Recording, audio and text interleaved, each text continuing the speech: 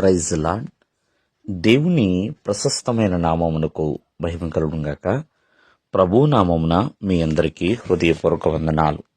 ఈ ఉదయకాలము దేవుని వాక్యాన్ని విందాం. తిమోతికి రాసిన మొదటి పత్రిక 6వ అధ్యాయము 20వ వచనము.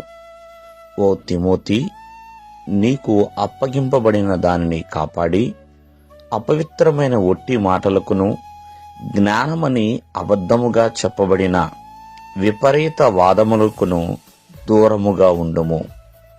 ప్రియమైన వాళ్ళరా, ఇక్కడ తిమోతితో భక్తుడైన పౌలు తెలియజేస్తున్న చక్కటి మాటలండి. ఏదైతే అప్పగించబడిందో దానిని కాపాడు అని తెలియజేస్తున్నారు.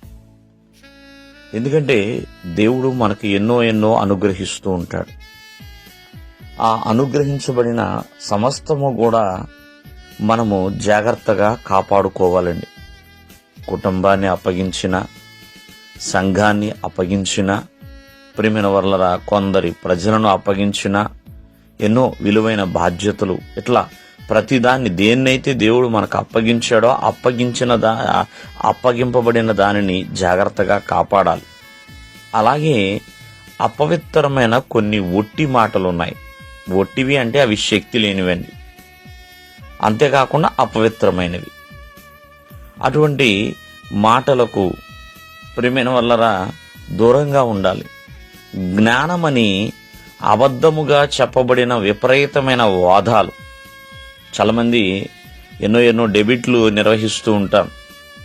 ఎన్నో ప్రియమైన వల్లరా జడ్జిమెంట్లు ఇస్తూ ఉంటారు. ఎన్నో తీర్పులు ఇవన్నీ తెలియజేస్తూ ఉంటారు, స్టేట్మెంట్లు. కానీ వాటికి నువ్వు దూరముగా ఉండు అంటున్నాడు. ఎందుకనంటే తిమోతి దేవుని పరిచర్య చేస్తున్నాడు. కాబట్టి దేవుని పరిచర్యకి దేవుని జ్ఞానము కావాలి. దేవుని పరిచర్యకి దేవుని యొక్క నడిపింపు కావాలి. దేవుని సహాయం కావాలి. కాబట్టి ఇవన్నీ కూడా లోకానుసారమైనవని ప్రియమైన వల్లరా వాటికి దూరముగా ఉండు. విపరీతమైన వాదాలు వాటికి దూరంగా ఉండమని సెలవిస్తున్నాడు.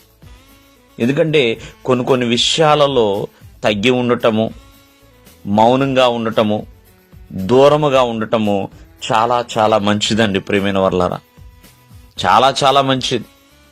అంతేకాని ఇక ఎన్నో విపరీతమైన వాదాలకి తర్కించడం మొదలు పెడితే ఎన్నో సమస్యలు వస్తూ ఉంటాయి. దానివల్ల విశ్వాసం చెదిరిపోవచ్చు, పరిశుద్ధత పాడైపోవచ్చు, కలిగి ఉన్న యథార్థత కూడా ప్రియమైన వల్ల దూరం అయిపోవచ్చు. కావున ఇటువంటి విపరీతమైన వాదములకు ముందుకు వెళ్లాల్సిన అవసరమైతే లేదు. దేవుడు మిమ్మల్ని ఆశీర్వదించును గాక. ఆమేన్.